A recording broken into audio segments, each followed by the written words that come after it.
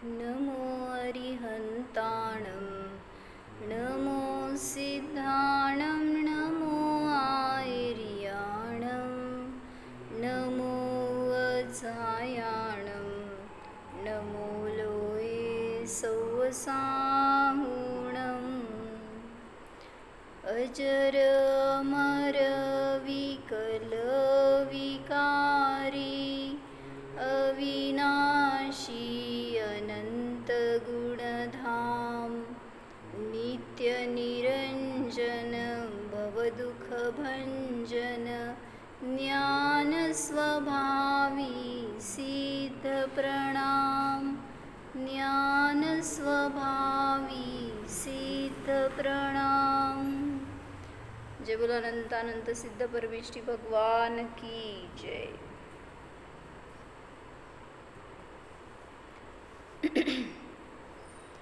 सिद्ध पूजेचा अर्थ बघायसाठी ॲक्च्युली आपण हे संध्याकाळचं स्वाध्याय चालू केलं होतं, पण अजून सिद्ध भेटलेच नाहीत आपल्याला।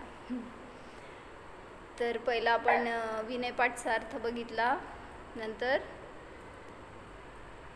पूजा पीठिका, मंगलविधान आणि पुढं काय त्याचं नाव काय,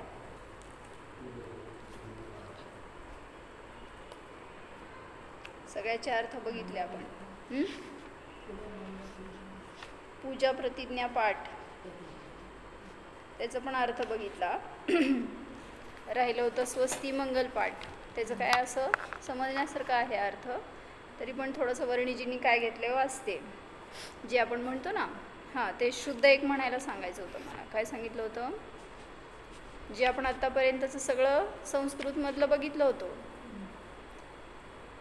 पूजा प्रतिज्ञा पाठपर्यंत, आता पुढं स्वस्ती मंगल पाठ आहे ना, तर त्याच्यामध्ये पहिल्यांदा काय घेतलं हो शब्द, श्री वृषभो नः स्वस्ती, काय म्हणायचं, श्री वृषभो नः स्वस्ती स्वस्ती श्री अजितः, म्हणजे काय हो, नह नह म्हणजे घेतले ना, नह म्हणजे आम्हाला, आम्हाला श्री वृषभनाथ कल्याणकारी असोत होत आहेत। म्हणजे न हा शब्द बहुवचनकारक, मी, आम्ही दोघे आणि आम्ही सर्व, मग तसं आम्हा सर्वांना, नह म्हणजे आम्हा सर्वांना ऋषभनाथ भगवान मंगलकारी आहेत किंवा माझं कल्याण करोत। तर वृषभ मध्ये शब्दामध्ये वृष शब्द आहे, तो कशाचा वाचक आहे, वृष म्हणजे धर्म। समय ह्याच्या छडालामध्ये अनेक ठिकाणी आला ना वृष शब्द, तर वृष म्हणजे धर्म किंवा वृष म्हणजे लक्ष्मी, आणि ऋषभ म्हणत असताना प्रथम तीर्थंकर। तर जे अरिहंत वर्तमानामध्ये सिद्धपदाला प्राप्त झालेले असे ते तीर्थंकर, ते ज्ञानादी लक्ष्मीने पूर्ण असे ऋषभनाथ तीर्थंकर आमचं कल्याण करोत किंवा आमच्यासाठी कल्याणरूप हो, असं स्वस्तीचा अर्थ केला। स्वस्ती म्हणजे कल्याणकारी, स्वस्ती म्हणजे मंगलमय।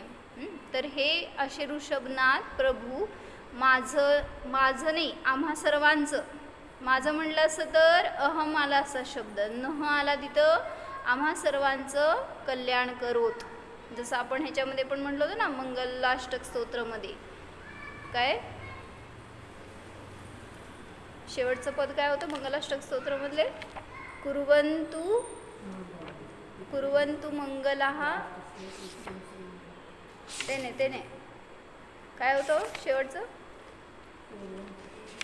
कुर्वन्तु ते मंगलम आहे ना, कुर्वन्तु नः मंगलम म्हणजे आम्हा सर्वांचं मंगल करोत, तिथं पण नह वापरला होता ना शब्द। मग कुर्वन्तु मे मंगलम, माझं कल्याण करोत, कुर्वन्तु ते मंगलम, तुमचं कल्याण करोत, आणि कुर्वन्तु नः मंगलम म्हणत असताना आम्हा सर्वांचं कल्याण करोत, असं तिथं पण अर्थ होता। म्हणजे असं शब्द अनेक ठिकाणी वापरला जातो। नह म्हणजे आम्हा सर्वांसाठी कल्याणरूप हो। निश्चय में ज्ञान से परिपूर्ण आत्मस्वभाव रूप धर्म व धर्म से विशिष्ट धर्मी स्वयं हमारे लिए कल्याण रूप हो, यह अर्थ हुआ. वृक्ष म्हणजे धर्म म्हणले ना, मग धर्म किंवा धर्माने विशिष्ट धर्मी ते सगळे माझ्यासाठी कल्याण रूप हो. वृषभ या शब्दामधून तीर्थंकरांचं तर नाव घेतलंच की, पण त्याच्याबरोबर वृषभ म्हणजे धर्म आणि धार्मिक ते सगळे माझ्यासाठी कल्याण रूप हो. असंच प्रत्येक तीर्थंकरांच्या बरोबर त्यांनी स्वस्ती जोडून ते सगळे तीर्थंकर माझं आमचं कल्याण करोत अशी एक भावना आहे त्याच्यामध्ये, आणि त्यापूर्वक तो स्वस्ती मंगलपाठ सांगितला. तर पूजन करतोय आपण, पूजनाचं भाव काय आहे हो, कशासाठी पूजन करतोय, पूजा का करायची?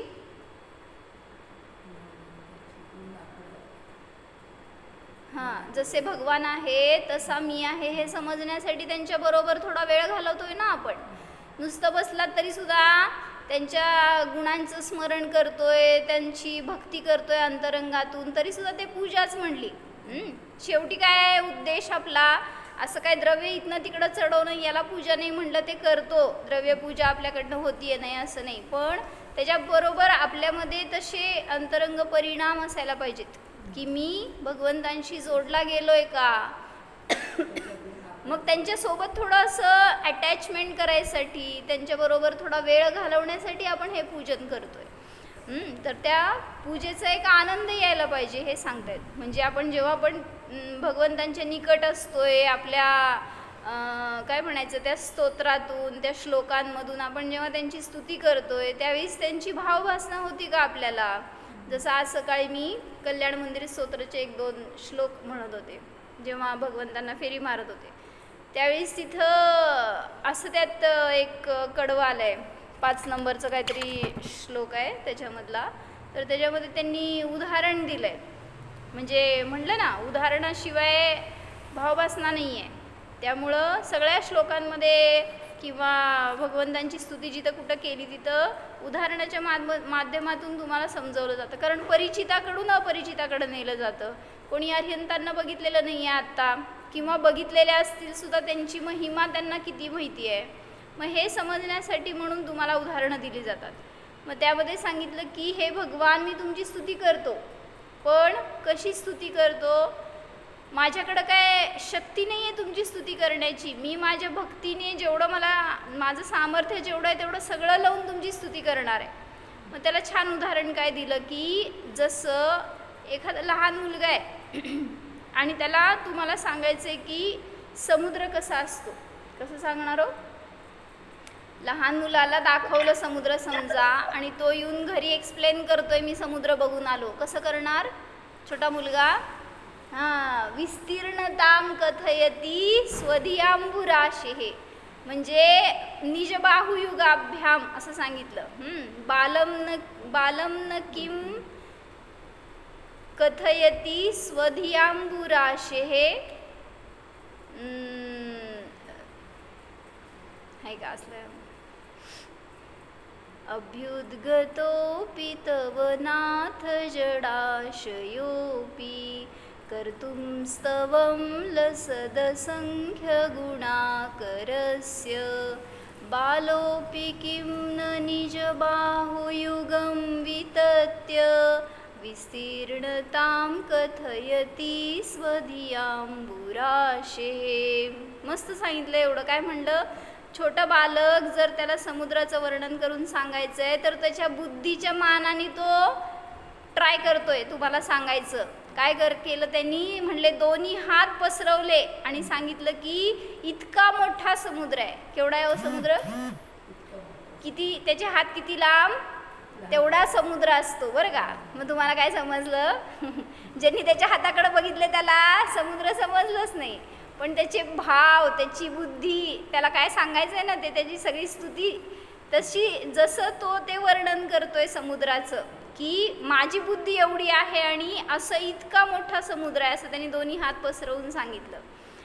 तर तसं हे भगवान मी बालबुद्धी आहे आणि तुमचं वर्णन करायला बसलोय, तुमची स्तुती करायला बसलोय. कशी करणार हो, त्यांनी हात पसरून समुद्राचं वर्णन केलं, तसं मी माझी बुद्धी पसरून जरी तुमचं वर्णन करतोय तरी सुद्धा ते एवढंच झालं. त्याच्यापेक्षा तुम्ही खूप महान आहेत, खूप मोठे आहेत, असं ते त्यातून एक भक्तीतून सांगितलं गेलं आहे. म्हणून म्हणलं की पूजन करतो, भक्ती करतो तर भाव पूर्ण करणं आवश्यक आहे. जरी आपली अल्प आहे बुद्धी तरी सुद्धा सांगितलं की यथाशक्ती यथा समर्पण त्याच्यामध्ये आपण जोडलं जायला पाहिजे. आणि जेवढं आपल्याला त्यातून भावभासना होणार आहे तेवढा आनंद येणार आहे. अन्यथा क्रिया म्हणून तर अनेक वेळा केली आहे आपण, पण क्रिया करायची नाही आहे. पूजन म्हणजे पवित्र आत्म्याकडे जाण्यासाठी एक मार्ग आहे तो. जसे ते भगवान दाखवत आहेत त्यांचं रूप, तसा मी आहे हे जाणण्यासाठी एक साधन आहे. म्हणून सांगितलं की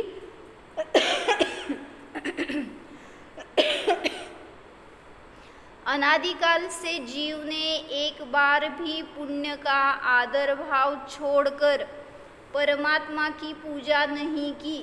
म्हणजे तुम्ही जेव्हा आपण पूजा करता त्यावेळेस मागं तुम्हाला अपेक्षा काय आहे? पुण्याचा बंध व्हावा, किंवा मी एवढं करतोय तर मला पुण्य लागावं, असे भाव असतात. आणि त्या भावपूर्ण तुम्ही धर्म करणार तर तुम्हाला भगवान किंवा आत्मा स्वतःचा मिळणार नाही. जर असं आपण केलं असतं, म्हणजे भगवंतांचं निरपेक्ष पूजन केलं असतं तर भवभ्रमण समाप्त झालं असतं.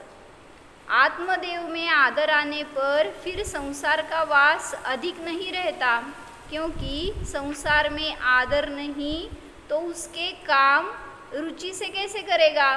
काय कळलं? ज्याला संसाराविषयी आसक्ती नाही तो त्याच्या सगळ्या क्रिया करेल, पण तरी सुद्धा त्याच्यामध्ये त्याला आसक्ती नसणार. और रुचि न होने से वह उनका कर्ता और स्वामी कैसे कहलाएगा. करावं लागते म्हणून करते तो मुनीम, जसं त्या दुकानामध्ये त्याचं एक कर्तव्य म्हणून करतोय, पण त्याच्यामध्ये स्वतःचं कर्तृत्व नाही दाखवत. तो स्वामी नाही आहे त्यामुळं करता नाही, स्वामी नाही, तर असं अलिप्तता असते. तसं ज्ञानी जीव संसार करतोय तरी सुद्धा संसारामध्ये काय म्हणायचं असं इन्वॉल्व होऊन नाही करत. त्याच्याशी इतकी त्याची गाढता नसते, इतकी अटॅचमेंट नसते, त्यामुळं तो कर्ता आणि स्वामी नसतो. संसार और संसारी का अधिकारी नहीं है, तो नियम से वह मोक्ष का अधिकारी है. संसार का कर्ता नहीं तो मोक्ष का अथवा अपने ही भावों का कर्ता होगा. म्हणजे मी माझ्या स्वतःच्या परिणामांचा करता आहे, संसाराचा करता नाही किंवा मोक्षाचा सुद्धा मी करता नाही. और अंत में उस कर्तव्य कल्पना से भी रहित अकर्तव्य या कृतकृत्य के रूप में उस चेतन की स्थिति हो जाती है, लेकिन अभी तक वह स्थिति नहीं पा सके. इसका कारण ही यह है कि हमने निष्काम भाव से पूजा नहीं की. आपण आजपर्यंत पूजा केली ती कशी केली आहे? मागं काहीतरी इच्छा राहिली, काम राहिलं, म्हणजे आपलं काहीतरी प्रयोजन राहिलं, आणि त्यामुळं तशा परिणामांनी केलेल्या पूजेचं फळ अजून मिळालं नाही. अब इस जन्म में कम से कम कुछ समय तो ऐसी पूजा करनी चाहिए, अभ्यास इसका जीवन भर होता रहे. इस ही बीच वह समय भी आता रहेगा और अंत में आराधक कभी न कभी प्रसंग होकर समाधि में लीन होता हुआ सहज सुख का अधिकारी बन जाएगा. म्हणजे सांगतायत म्हणून हे सगळे 24 तीर्थंकरांची नावं का घेतोय ते म्हणत असताना आपल्याला आठवतात का आपण ऋषभनाथांना नमस्कार करतोय, अजितनाथांना करतोय. कुठं आपलं असं फास्ट म्हणत असतो की 24 तीर्थंकर एका श्वासात झालेले असतात. आठवतात का त्यावेळेस तिथं म्हणताना? म्हणून त्याला थोडंसं थांबून प्रत्येक वेळी त्यांचं स्मरण करून असं थोडंसं व्हायला पाहिजे हे सांगायला लागले. बरं जाऊ देत, ॲटलिस्ट अरिहंत आहेत त्यांना समोर ठेवून डोळ्याच्या, तेच त्यांच्याच ठिकाणी 24 तीर्थंकर आहेत, त्यांचं मी स्मरण करतोय, त्यांचं पूजन करतोय, ही भाव असतील तर आपलं पूजन सार्थक आहे, अन्यथा नाही. तर ह्याच्यामध्ये सांगितली ना, म्हणून कशात प्रवचनसारची 80 नंबरची गाथा काय सांगितली हो? जो जाणदी अरहंतम दव्वत गुणत्त पज्जयत तेहिम सो जाणदी अप्पाणम मोहो खलुजादी तस्सलयम. म्हणजे काय? जो अरिहंतांच्या द्रव्यगुण पर्यायाला जाणतो तो स्वतःच्या आत्म्याला जाणतो, आणि त्याचा मोह खरोखर लयाला जातो, म्हणजे नष्ट होतो. कशासाठी पूजन करतोय? हे एक उद्देश मागं असावं, काय? माझ्या मोहाचा नाश व्हावा. असं थोडंसं रोज आठवण्याचं. जाऊ देता असं काय म्हणा, शाब्दिक रूपाने आपण सांगा स्वतःला, मला आज मोहाचा नाश करायचा आहे म्हणून मी मंदिरात दर्शन करतोय, पूजन करतोय.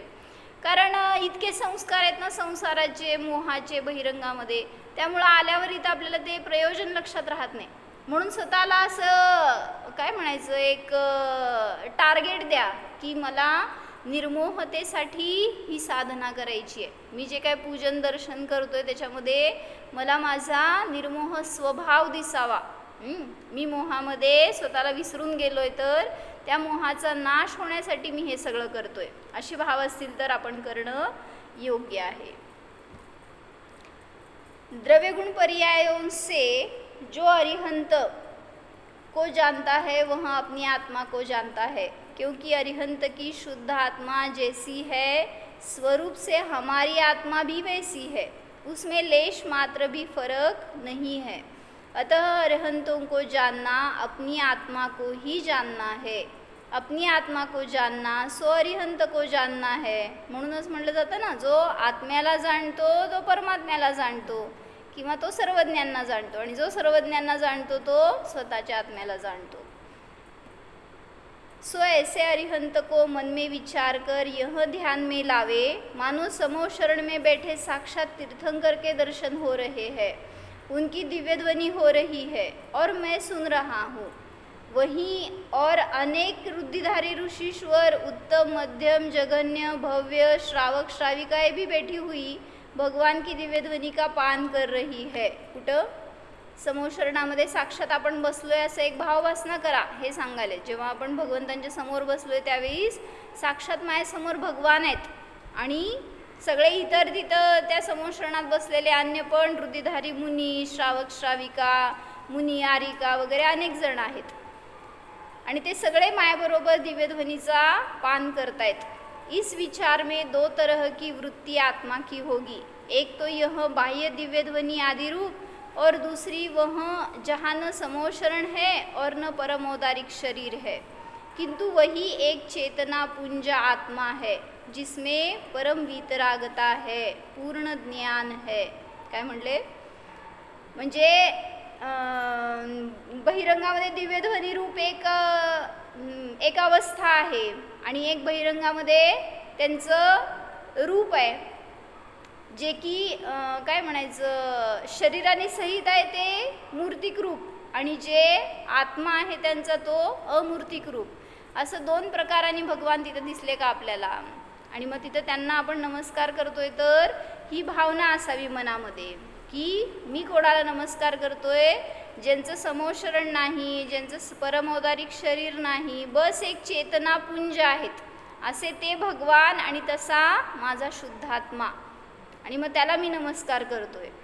इस तरह बाह्य और अभ्यंतर रूप से जब हम विदेह क्षेत्र में स्थित तीर्थंकर देव का परोक्ष में अपने हृदय में ही दर्शन करने का आनंद लेने लगेंगे, तब हमारी आत्मा में वह निर्मलता आएगी कि जिससे हमें सम्यक्त्व न जगा होगा तो सम्यक्त्व होगा, और मरण करके हमें उन उत्तम देवों की योनियों में वह स्थान मिलेगा जहाँ से हम प्रतिदिन चारों कालों में दिव्यध्वनि सुनने के लिए विदेह क्षेत्र पहुंच सकेंगे. म्हणजे इथं तुम्ही भावनापूर्वक केला तसं तर साक्षात तिथं भगवंतांच्या समोर जाऊ शकाल जेव्हा तुमचं मरण झालं.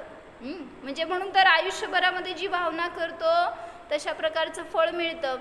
म्हणून ही भावना निरंतर असावी की मी साक्षात सिमंदर भगवंतांच्या समोर शरणात बसलोय, दिव्यध्वनी ऐकतोय, त्यांचं पूजन करतोय, आणि मग त्यामुळं त्या भावनेचं फळ इथून जन्मणार मरून कुठं? देवगतीमध्ये, आणि तिथून त्या कधी वाटेल त्यावेळेस ते दर्शनाला जाऊ शकतात, दिव्यध्वनी ऐकू शकतात. चारी काळामध्ये जेव्हा दिव्यध्वनी फिरली त्यावेळेस त्याचा लाभ घेऊ शकतो. तर आज भगवंतांनी काय सांगितलं दिव्यध्वनीमध्ये? सिद्धांचं स्वरूप सांगितलं. का सांगितलं? कारण सिद्ध तुम्हाला माहीत नाही आहेत, कारण दृष्टिगोचर विषय नाही आहे, तो ज्ञानाचा विषय आहे, तो श्रद्धेचा विषय आहे. त्यामुळं जे वर्णन सगळं भगवंतांनी दिव्यध्वनीत केलं ते छद्मस्थांच्या ज्ञानाने गम्य नव्हतं, ते त्यांनी सगळं सांगितलं आणि त्याच्यामुळं आपल्याला सगळी वस्तुव्यवस्था समजली. सिद्ध ही अवस्था कधी प्रगट होते किंवा सिद्ध कोण असतात, सिद्ध कुठं असतात, सिद्धांचा स्वाद कसा असतो किंवा मी सिद्ध आहे की नाही, हे सगळं वर्णन सांगितलं दिव्यध्वनीच्या द्वारे. आणि मग ते समजण्यासाठी म्हणून आपण आता सिद्धांच्या नगरीमध्ये चाललोय. असं सांगितलं होतं ना एकदा. काय सिद्धशिलेवर म्हणजे आता भगवंतांना आपण स्थापन करणार, तर आपण त्यांना आपल्याकडं बोलवतोय ठीक आहे, पण आपण भावपूर्ण त्या सिद्धांच्या मध्ये गेलोय. सगळे सिद्ध आहेत, बस आपल्या बाजूला. आता काय हे पूजन संपेपर्यंत सिद्धांच्या बरोबरच राहायचं.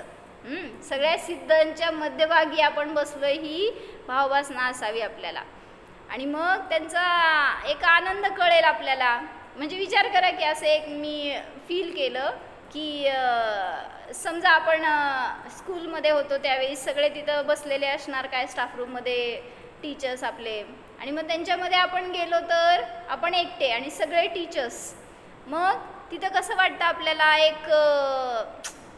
एक आदरभाव, एक जबाबदारी किंवा एक वेगळं फीलिंग आहे ना. सगळ्या एवढ्या श्रेष्ठ लोकांच्या मध्ये आपण गेलोय आणि सगळे सेम आहेत.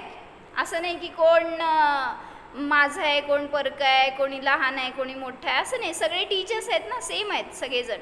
त्यामुळं त्यांच्यामध्ये गेलो तर आपल्याला एक तसं एक फील येतं, तशी एक भाव येतात की हे सगळे सेम आहेत आणि किती ज्ञानी आहेत असं.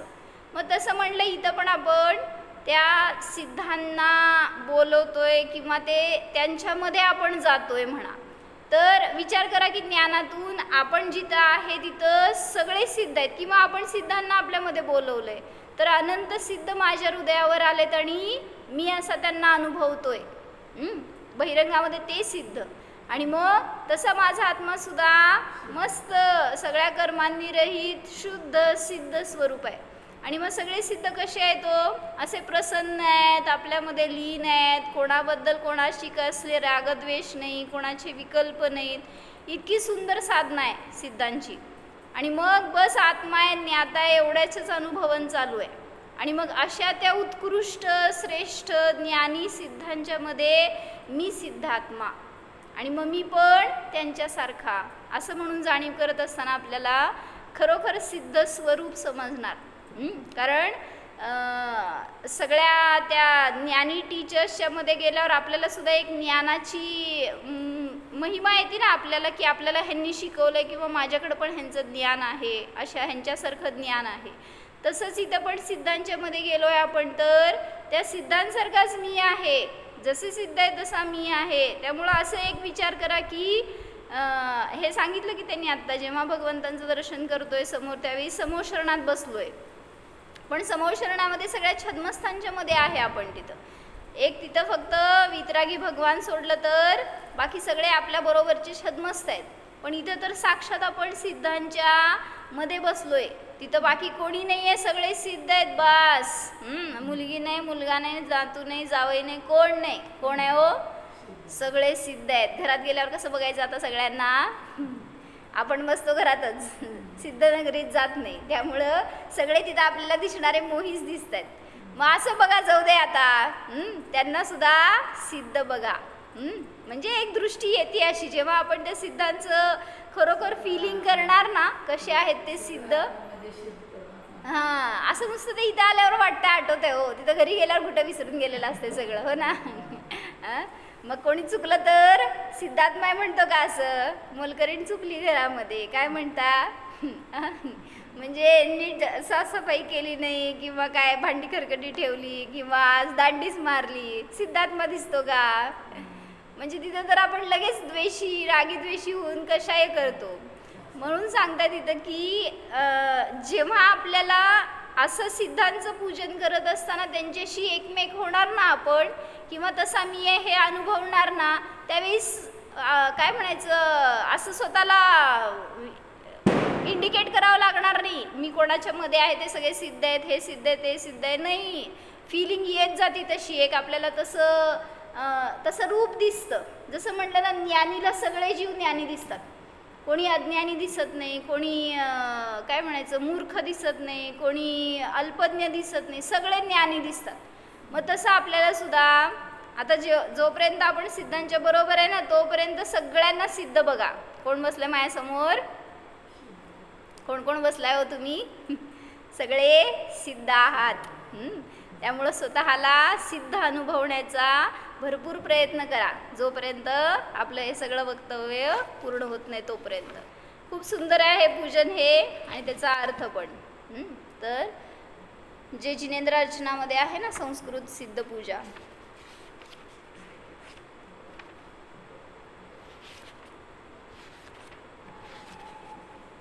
पान नंबर 104 आहे माझ्याकडं. तुमचं काय पान नंबर आहे बघा.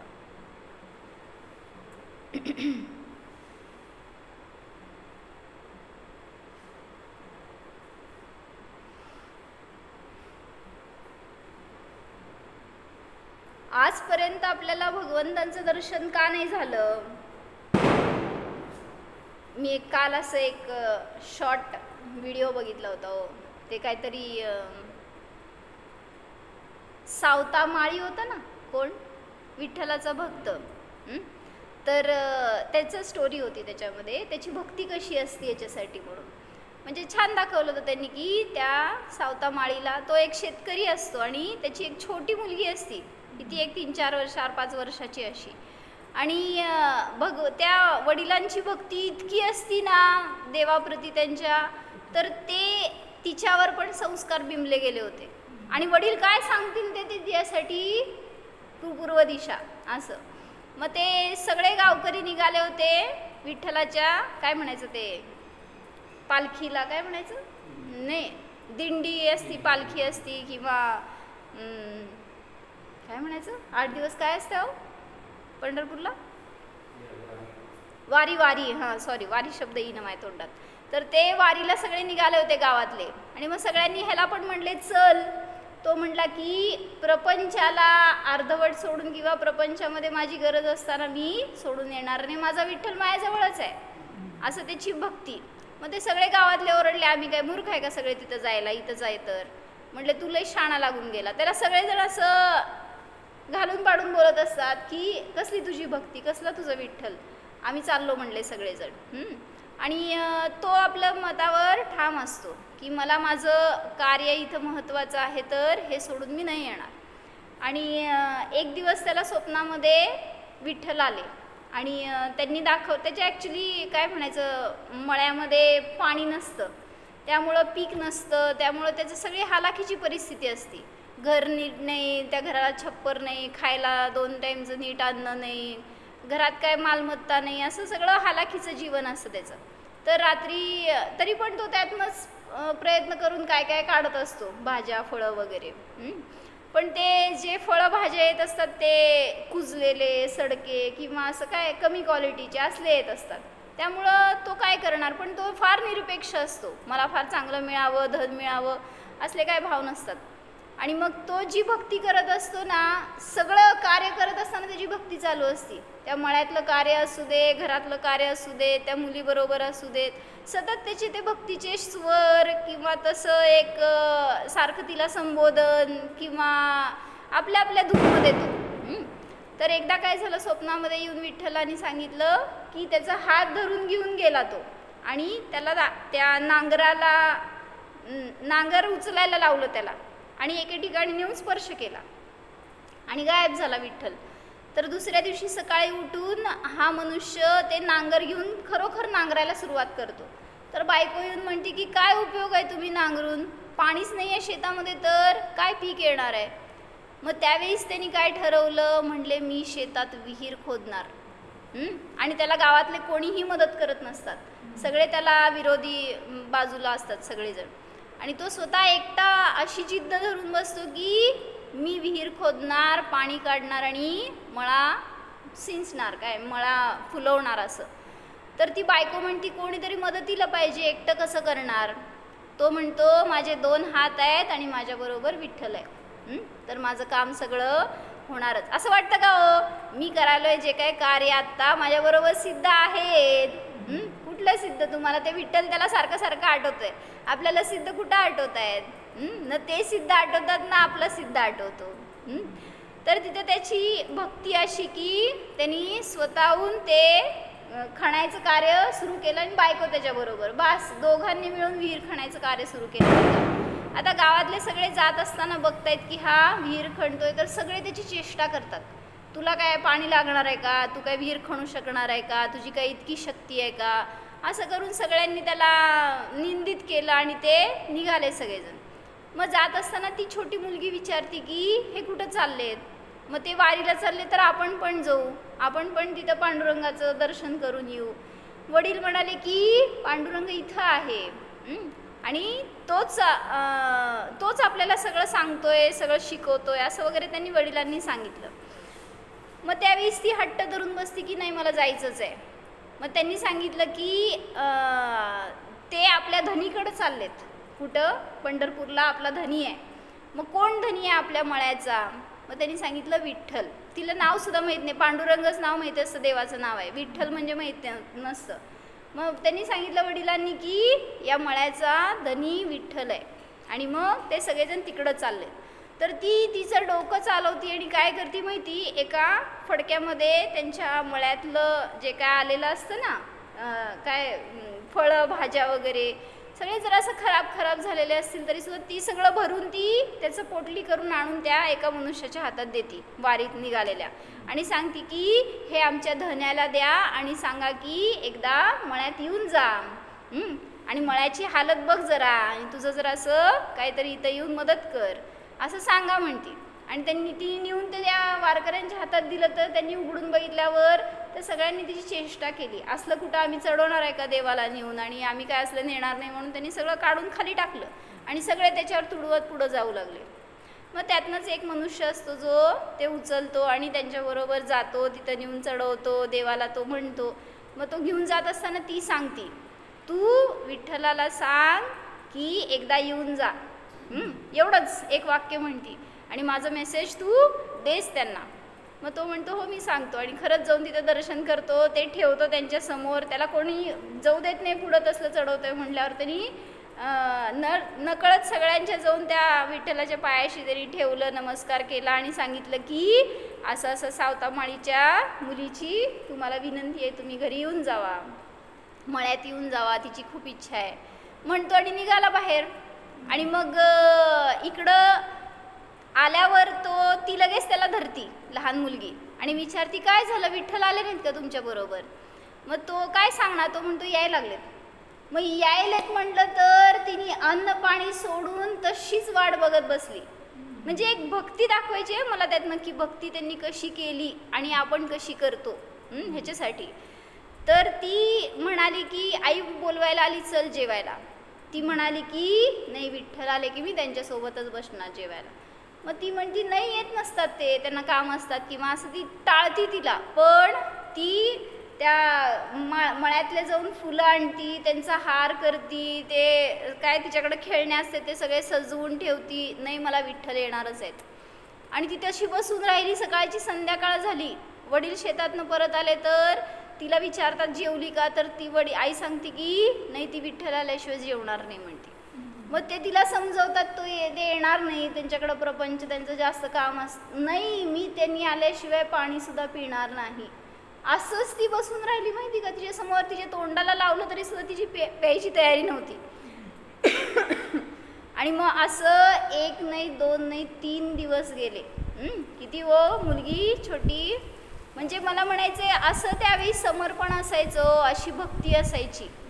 आणि मग 3 दिवस ती पूर्ण अन्न पाण्याशिवाय रहित अशी राहिली होती. तर जाताना तिला धक्का देऊन पाडलं होतं. जे वारकरी चालले होते ना गावातले, त्यांनी तिची अवहेलना करून तिला लाथ मारून बाजूला केलं होतं. मग त्यावेळी सावतामाळी समोर आला तिचा वडील आणि त्यांनी सांगितलं की लहान मुलांमध्ये सुद्धा देव असतो, जर तुम्ही ह्यांनाच लाथ मारताय तर तुम्हाला तिथं देवच दिसणार नाहीत म्हणले. असं म्हणलं की खरोखर ते सगळे वारकरी तिथं गेल्यावर त्यांना मूर्तीच दिसेना, देवच दिसले नाहीत. तर सगळ्यांना वाटलं त्या सावतामाळीचा शाप लागलाय म्हणून आपल्याला देव दिसेनात. आणि तर नंतर त्यांनी सगळं दाखवलं की असं की ते देव हिच्याकडं निघाले. ही 3 दिवसापासून उपाशी होती ना, तर तिच्याकडे निघाले ते देव आणि तिथं येऊन ते उभारले समोर. आणि मग तिला विश्वास बसेना, म्हणजे ती खाई पी ना, आता तिचा श्वास वाढला होता, काहीतरी होईल तिला म्हणल्यावर वडील घाबरले आणि ते वडील धावा करू लागले, त्यांचं भजन म्हणू लागले की विठ्ठला काही कर पण दर्शन दे. आणि मग येत नाहीत म्हणल्यावर त्यांना ते बघवे ना तिचं दुःख, आणि ती बेछेत काय म्हणायचं बेशुद्ध पडल्यासारखं झाली, तर त्यांनी कोयता घेऊन स्वतःवर मारला. म्हणले की जर विठ्ठल येणार नाही तर असं मला मुलीचं मरण समोर बघायचं नाही आहे, तर माझ्यामध्ये विठ्ठल आहेत ते बाहेर पडतील, असं म्हणून त्यांनी स्वतःच्या हृदयावर मारला तो कोयता. आणि खरोखर हृदयातून ते विठ्ठल बाहेर आले असं दाखवले ग त्याच्यात. आणि मग ते भक्ती आणि मग ते विठ्ठल उभारल्यावर ती जागी झाली. आणि मग वडिलांना पण उठवती की बघा विठ्ठल आलेत. म्हणजे कशासाठी गोष्ट ऐकली हो? तिने असं आवाहन केलं, इतकं वेळ तिची स्थिरता की ते आल्याशिवाय मी जेवणार नाही, त्यांचं दर्शन केल्याशिवाय मी पाणीसुद्धा पिणार नाही, इतकी तिची तयारी एवढी लहान असताना सुद्धा. पण आपण तसं वाट बघतोय का? मग मला सिद्ध दिसल्याशिवाय, माझा सिद्धात्मा दिसल्याशिवाय मी कुठल्याही क्रियेत जाणार नाही आज, किंवा मी पूजन करतोय तर आज मला अनुभूती व्हायलाच पाहिजे, असं एवढं आपण चिकाटीने बसतो का? एवढं आपण त्याच्यासाठी आपली धगस आहे का? नसती म्हणूनच तर अजून प्राप्ती झाली नाही. म्हणून भक्ती अशी करा ज्याच्यामध्ये की मागं पुढं कशाचा विचार नसतो. मग त्या भगवंतांच्या बरोबर असं एकमेक होऊन जाणार आपण. आणि मग ते सिद्ध आपल्याला दिसणारच 100%. ते तर सिद्ध ज्ञानाचा विषय आहे, तिथे तर आपला सिद्धात्मा स्वतः आहे आपण, तो का नाही दिसणार मला? मग असं ज्याला जो पेटून उठणार ना त्याला तो दर्शन देणारच. कोण हो? विठ्ठल. म्हणजे विशेष स्थल आम्हा सांगतात. विठ्ठल म्हणजे काय? हां, तर विठ्ठलचा अर्थ काय हो? विशेष स्थल. मग विशेष स्थल कुठं आहे? आपला शुद्धात्मा हाच विठ्ठल आहे. बाहेर कुठं विठ्ठल कोणी आहे का? परमात्मा कोणाला म्हणायचं, देव कोणाला म्हणायचं, सगळं आपल्यामध्ये विराजमान आहे. बस त्या स्थल आत्माच म्हणून विठ्ठल आहे. आपला परमात्मा, आपला स्वभावच विठ्ठल आहे. त्याला जाणलं असताना आपल्याला त्याची प्राप्ती सहज होणारच. पण तशी भक्ती तुमच्या परिणामामध्ये यायला पाहिजे, तशी जिज्ञासा व्हायला पाहिजे. त्याच्यासाठी तसं एकमेक होऊन आपले भाव जोडले जायला पाहिजेत, तर तिथं आपल्याला सुद्धा सम्यक दर्शन अवघड नाही. तर आपण उद्या सिद्धशिलेवर जाणार आहे, सिद्धांच्यामध्ये. त्याच्यासाठी दिवसभरामध्ये बघू तुम्हाला सिद्ध दिसतात का रात्री. जसं तिने 3 दिवस वाट बघितली, त्यावेळेस तिला खरोखर भगवान समोर आले तिच्या, तसं आपण पण आत्तापासून 24 तास उद्या संध्याकाळपर्यंत असं एक ध्यास लागायला पाहिजे आपल्याला की काय सिद्ध आहेत, काय स्वरूप आहे त्यांचं किंवा माझं, ते मला सिद्ध का नाही दिसले आजपर्यंत, मला दिसायलाच पाहिजेत, मला त्यांचं दर्शन व्हायला पाहिजे. अशी आपली एक बघू किती ओढ आहे, तर दर्शन होणार आपल्याला, अन्यथा नाही. ओ जाणा स्वतःचा सिद्ध आत्मा जाणा. सर्व प्रपंचापासून भिन्न, संसारिक क्रियांपासून अलिप्त,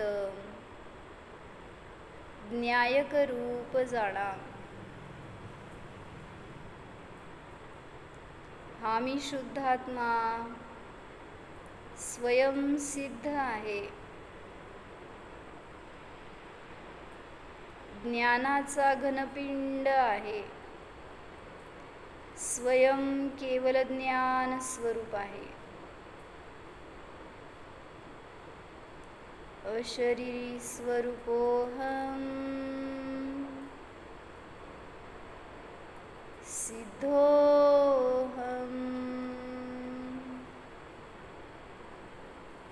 ओ